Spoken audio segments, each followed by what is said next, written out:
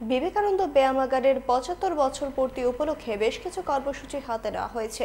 বৃহস্পতিবার সাংবাদিক সম্মেলন করে তাদের কর্মসূচিগুলি তুলে ধরেন ব্যায়ামাগারের সম্পাদক নারায়ণ চন্দ্র দেবনাথ। তিনি বলেন, ২৮ সেপ্টেম্বর মুখ্যমন্ত্রীর হাত ধরে রক্তদান শিবিরের উদ্বোধন হবে। একই সাথে বসে আঁকো প্রতিযোগিতাও হবে। অনুষ্ঠানে অংশ নেওয়ার জন্য সবার প্রতি আহ্বান জানান আয়োজকরা। আমরা আগামী ২৮ সেপ্টেম্বর ২০২৪ আমরা ব্যায়ামাগারের ৭৫ বছর পূর্তি উপলক্ষে স্বেচ্ছায় রক্তদান শিবির আয়োজন করেছি। আমাদের আশা সেই রক্তদান শিবিরে ভালো সংখ্যক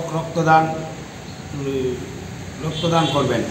স্বেচ্ছা রক্তদান শিবিরে প্রধান অতিথি হিসেবে আমাদের chief guest professor doctor Manik Shah, chief minister Tripura উপস্থিত থাকবেন।